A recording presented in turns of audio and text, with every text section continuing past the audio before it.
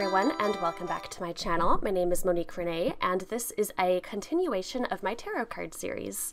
So for those of you who don't know, I am designing my own tarot card deck. This is the second video in this series. I will have the first video linked in the description below. Basically, the first video just explains what my goals are for this project and what exactly I'm doing, covers some very common questions asked about tarot, but in the rest of this series, I am going to be drawing each of the cards, explaining the cards, and also answering more in depth some of the questions that I got about tarot. So for this episode, we are drawing the Fool card. This is the first and last card of the Major Arcana, which sounds really confusing, but the number associated with this card is 0, and that is because this card is the card that represents infinite possibility. The Fool card represents someone starting off on a journey. I will go more in depth into this, but the Major Arcana as a whole kind of illustrates a hero's journey from start to finish. So the Fool card represents someone just starting who is full of optimism and hope. They have so many directions that they could go. There's just infinite possibility in front of them. So if you pull the card, it could mean a bunch of different things, of course, depending on what you're reading, who you're reading, so on and so forth. But it usually represents maybe like a new beginning, a fresh start, optimism and hope for sure. It's a very uplifting and positive card to me. It's one of my favorite cards, actually. I really love it.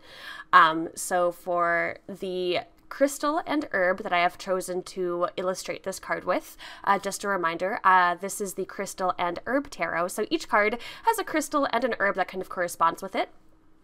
The crystal I have chosen is a clear quartz crystal. This is because a quartz crystal is really good for purifying, and I feel like the Fool has a very pure energy about it.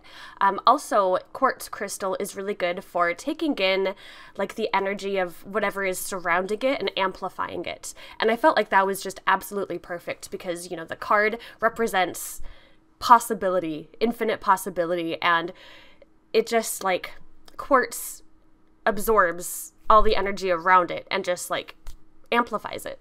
So I figured that would just be absolutely perfect. For the herb, I picked garden sage, again because garden sage is really good for like purifying and cleansing, and I figured, well, that was also perfect because it goes really well with quartz. Sage and quartz are really good together for purifying, and like I said, the Fool just represents purity to me, so I figured those would just go together perfectly. So in addition to that, I did use some imagery that is often used in the Fool, I don't know, ideology, I guess. I've took a bunch of different decks, and I took the symbology, is that a word? Symbolism? I don't know. I used the symbolism that I felt spoke most to me.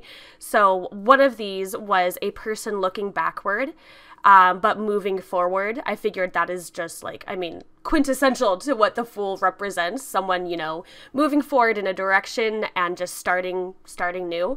The Fool can also represent a bit of carelessness, because, you know, starting off a journey, you may have like some naivety about you or some, I guess, foolishness, and a bit of carelessness.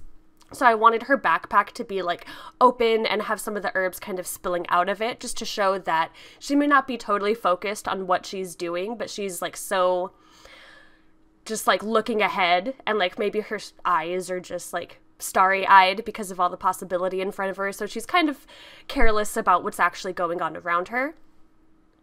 And yeah, those are the two main things. So I really enjoyed drawing this. I think it turned out really nice, and I think it turned out exactly how I wanted it to, which is also just always awesome. So for the question that I wanted to cover in this video, I kind of wanted to go over some things that you should know before you start to read.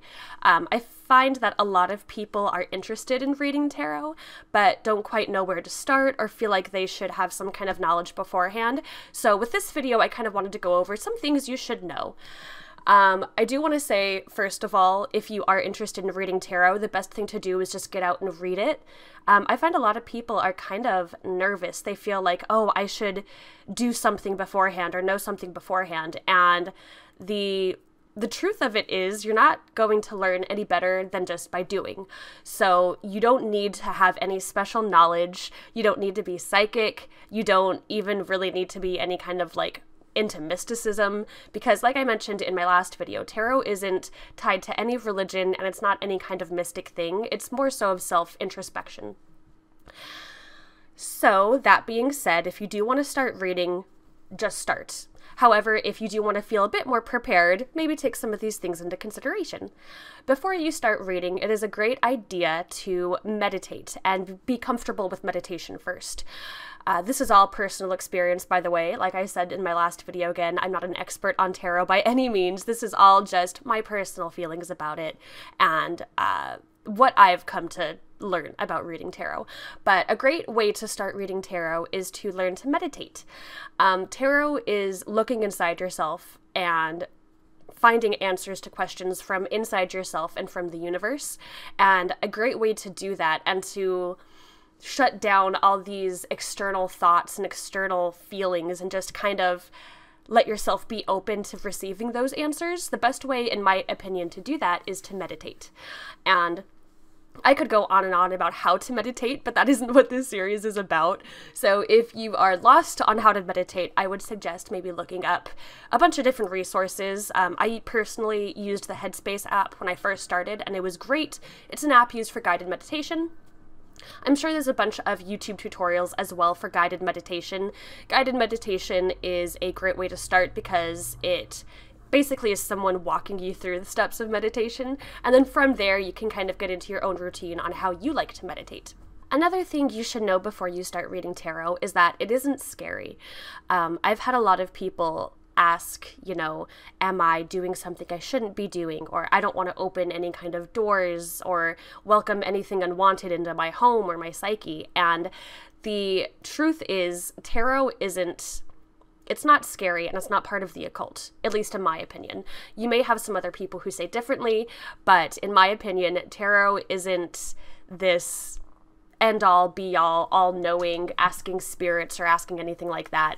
Mostly tarot is finding answers that you have had inside yourself that you didn't know you had the answer to. And for me personally, that answer can also come from the universe, because the way I see things, we are all part of the universe. We're all connected to the universe. And because of that, you can kind of find answers that you may not have in your consciousness that you don't know that you have. You may be able to tap into the universe and kind of find out those answers that way, which I know sounds kind of mystic and kind of weird, but that's just how I personally see things. But tarot can be interpreted in so many different ways where you could totally just focus on like introspection, like, oh, this means this to me. You could even, if you believe in a deity or a god, you can even use tarot as a form of prayer or a form of asking questions to that god, or even like a Christian god or a pagan god. Tarot isn't by definition this mystic religious thing, but it can be used that way. So my suggestion is to find out why you want to read tarot. Is it because you want to be connected to some kind of otherworldly force, like the universe or a deity? Do you want to use tarot just because you think it's cool and you want to know more about it? Because that's also extremely valid. Don't feel bad if, like, you don't believe in, like, any kind of gods or the universe and you just think tarot is cool. That is totally valid. Maybe you want to read it because you have some questions about life or about yourself, and you want to use tarot as a way to maybe find out just another way of asking questions and seeing if you get an answer. I personally use tarot as kind of a form of therapy. I do want to say, quick disclaimer, don't substitute tarot for actual therapy. I also have a real therapist too, but I find that using tarot kind of helps me get out of my headspace and allows me to see things in a different light. So my suggestion is to find out why you want to read tarot and what you want to get out of it, and kind of tailor that experience to your own personal tastes. I've shared my tastes with you, so feel free to share your tastes with me as well. I would love to figure out why you're watching these videos if you are watching them, and discover why you're interested in tarot, what things you want to know about it, what about it draws it to you. And that's always fun to kind of just like dwell on and think about why do I like tarot? Why am I interested in it? Maybe it's just the aesthetics. Maybe it's because you've heard about it in pop culture and it seemed cool. Maybe you've heard about it somewhere else. Maybe it kind of scares you and you're interested in finding out more about it and finding out if it really is as scary as you think. I don't know. I'm very interested. I love hearing the opinions of other people, so please share them with me. But yeah, another thing, and I will go more in depth in this in another video. I want to actually make a whole video about it, but I do want to just briefly go over it here too. The meanings of the cards are not set in stone. So if you do start reading and, I don't know, don't be too bogged down by the official definitions of the cards, because while they can help and they are important, what's also important is your own intuition and how you interpret the cards too. That's why I'm making my own deck, so I can make a deck that is perfectly tailored to my tastes and to what I feel the cards mean.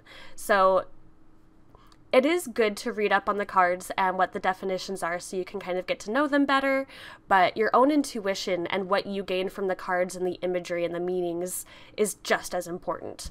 So my suggestion to everyone who's interested in reading tarot, doesn't know where to start reading tarot, meditate before. It helps me a lot. Think about why you want to read tarot and what tarot means to you. And don't be too stressed about the official meanings, because I know it can get very overwhelming. There's a lot of cards in a tarot deck. So try not to get too stressed about the official meanings, or even if you don't know why you want to read tarot, don't let it stress you out. Tarot is fun and relaxing, and that's where the meditation comes in as well. So those are my suggestions to anyone interested in tarot who doesn't quite know where to begin. I hope this could help you, or help ease those like beginner anxieties, because I know I was really anxious to start reading tarot before I did it, because I thought maybe I'm doing it wrong, or maybe I'm not experienced enough. And the truth is, there's no right or wrong way to read tarot, unless, of course, you're hurting yourself or someone else. But for the most part, there's no right or wrong way to read it. You're not going to do something wrong by reading. Just go for it. Do what feels right. Do what feels fun and good. And I hope you get some good experience out of it and some good feelings in the process. So that is all for this video. I hope you guys enjoyed it. Like I mentioned in my last video, please let me know if you have any questions at all, any suggestions for topics for future videos. I am going to actually teach people how to read tarot, don't worry. There's just a few questions I want to answer before we get into actually reading. So thank you guys for watching again, and yeah, that's it. I will see you guys in the next video. Thank you for being so patient as well. I know it's been a little bit since my last tarot video, but thank you guys for sticking around, and I hope you will enjoy the next one. Until then, I'll see you later. Bye, guys.